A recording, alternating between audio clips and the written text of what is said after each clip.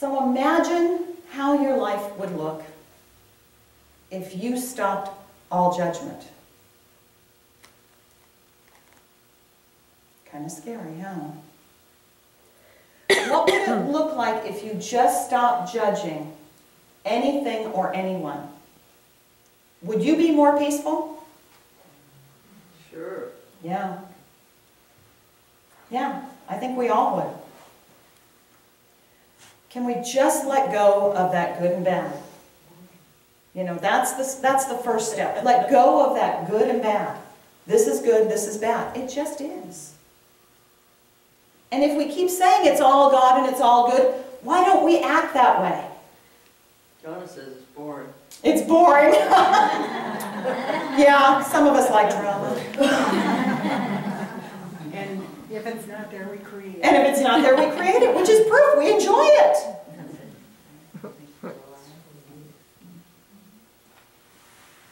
But even that is okay. Even that's okay. We have to let go of all of our attachment as to how things should be. If someone wants to be a drama queen, let them be a drama queen. If somebody doesn't, that's okay too. But we don't have to go sit in a monastery to be at peace. And if there are things that regularly upset us, that's where we can start.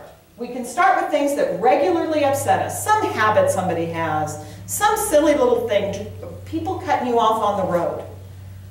Whatever it is, the squirrel.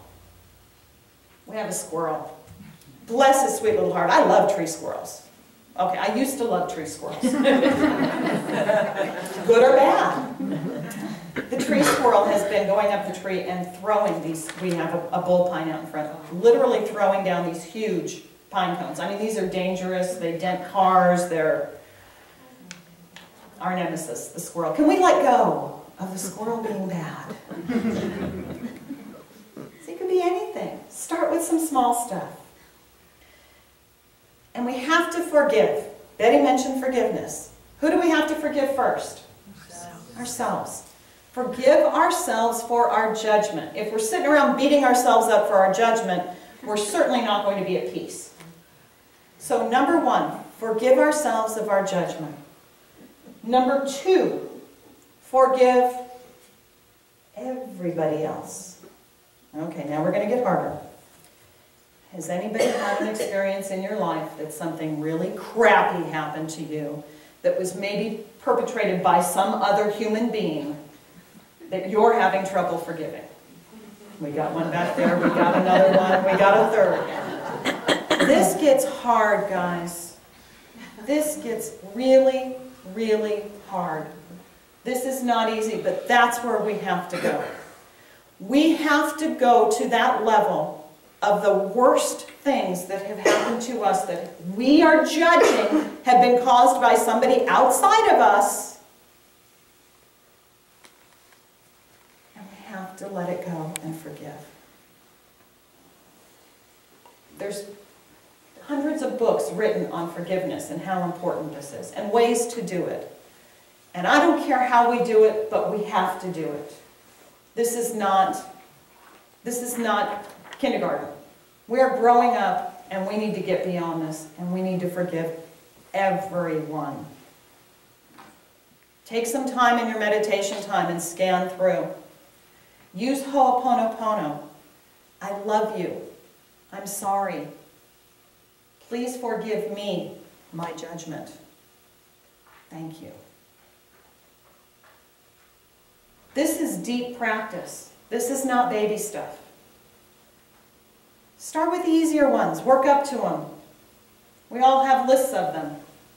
Things that didn't go our way. But when we get to those deepest ones, that's where our peace really shifts.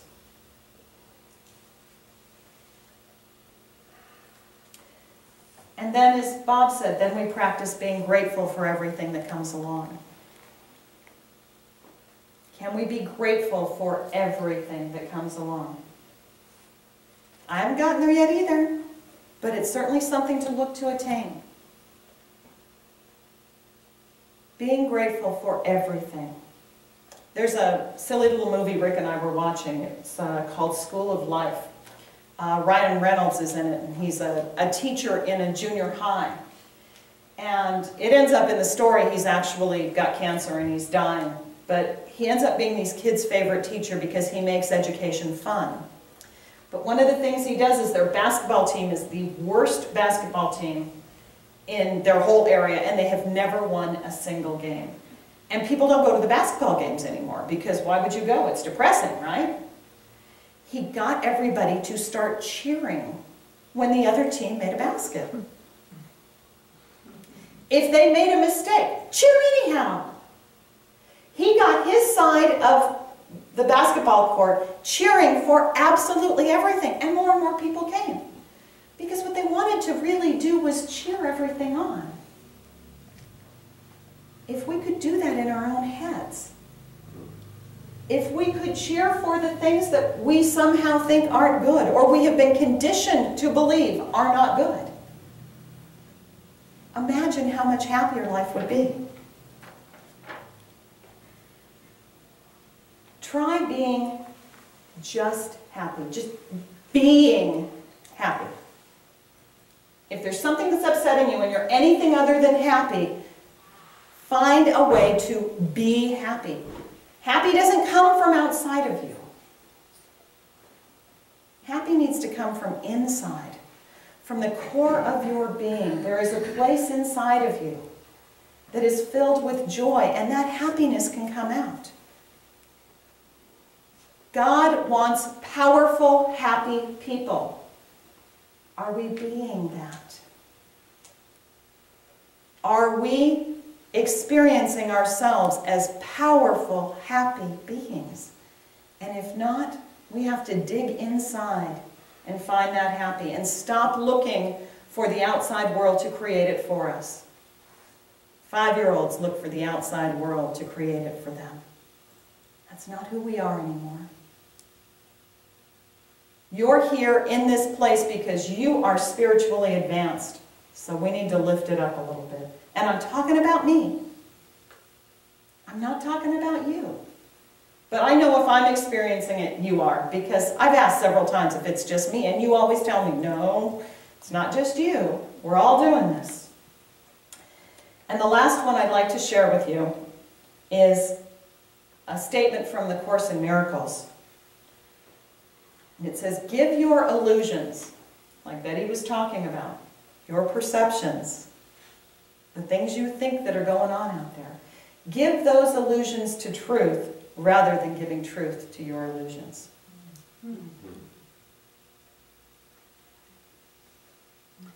I want you to close your eyes for a second.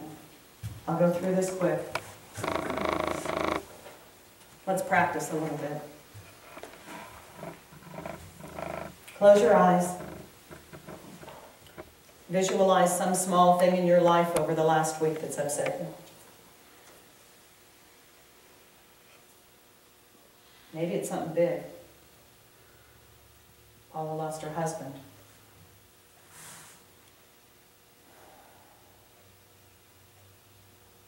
Say to yourself, I'm sorry for my judgment.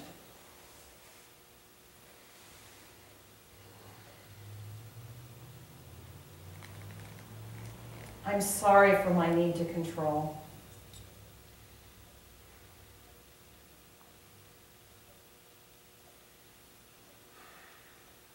Thank you for showing me how I judge.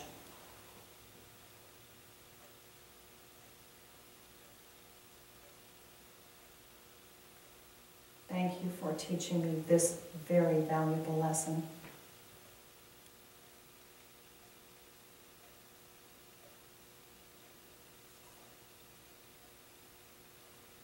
I'm sorry I sent my negativity to you.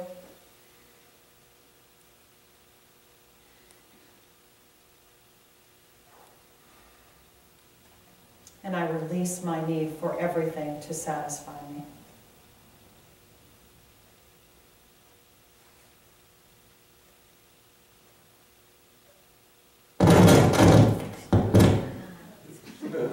I didn't even touch it.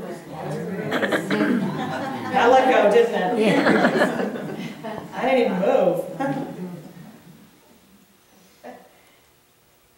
You can do this every day. I've been practicing this little thing in the morning. Rick goes out in the morning and goes and gets his cup of tea and sits out in the living room and comes back in and looks at me. What's she doing in there? And I'm laying there doing all these little exercises. I'm trying.